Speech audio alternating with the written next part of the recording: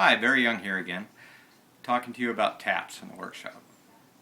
We have to use taps to put threads on the inside of holes so that we can thread a bolt in there. Now, taps come in large sizes. For me, this is a large size. This is 7/8 diameter, 14 threads per inch. Notice here it says 7/8 NF14. That means it's 7/8 in diameter, national fine, and 14 threads per inch. So, they also come in small ones, like this. This is a tiny little tap used in watch repair. It's about 21 thousandths in diameter, a little bit off of that. So, they come smaller than that, I just don't have any. The taps you're normally concerned about come in three flavors. These are all 5/16 18 taps. They come in three types: taper, plug, and bottoming. A lot of people call these starter taps and these finish taps. That is incorrect use of terminology. This is a taper tap. It has 6 to 7 threads ground away on the end. The plug taps have 4 or 5 threads ground away, and bottoming taps have 1 or 2 threads ground away.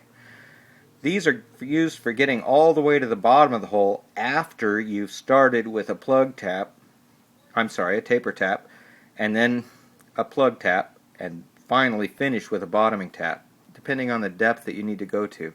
It's rare that we use a bottoming tap. These are only if you need to go all the way to the bottom.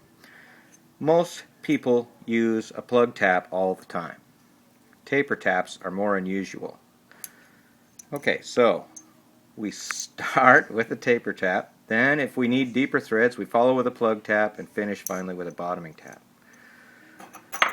Another type of tap is called an exo tap. These are a high-helix tap with short threads, usually used in CNC machines. I find them to be excellent taps for hand tapping as well, although they're really not recommended for that. This is also a 5/16 18. So all these taps are for the same holes, but for different materials, different uses. Notice that this exo tap has 3 flutes. Okay, so that would be for use in soft steels or aluminum. The 4 flute taps here are for harder steels. And they also come in a 2 flute for aluminum, like this. But I've found recently that these work great in steel too. I've been using them a lot in soft steels, and they work fine. You'll notice on this tap it's had a section ground away. That's because this was used for more than a 75% thread engagement. What that means is 75% of the threads engage like this. Most of the time I use a larger drill so that there's less thread engagement, because it's less likely that I'm going to break the tap. But this particular one had to be 80%, which means it's likely to break. So I ground it around here so that if it broke, there'd still be something for me to get onto with pliers and extract it from the hole. This one I relieved. I ground it all the way behind here because it was a deep hole and the threads on the tap are only this long. So that's called relieving a tap. That was done by hand. You can also do it by machine. This is a roll tap. It has no flutes as we're used to seeing. What it does have is the threads are actually ground on a cam, so they have 4 high points. 3 or 4, depends. I've seen a lot more 4-lobed roll taps than I have 3 flute. These work really well in soft materials like aluminum. They just screw in and screw out. They don't actually cut the thread. They force their way into and make the thread as you turn them. That one is for brave guys because it's really small, likely to break.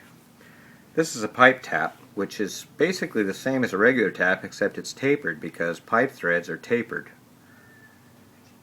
Okay.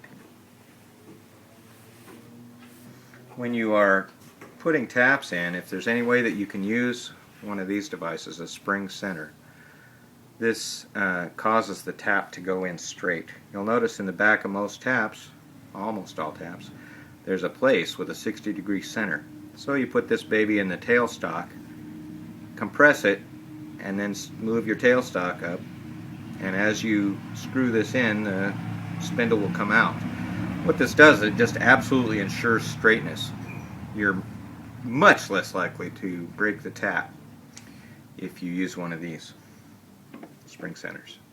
Okay, that's it for taps. Our next episode, I think, will be tap handles and how to hold these. Thank you very much. Thanks for watching. If you'd like to see free project plans, tips, and tricks for the amateur machinist, please visit projectsandmetal.com. And if you're interested in additional videos, go ahead and visit the YouTube channel, youtube.com/projectsandmetal.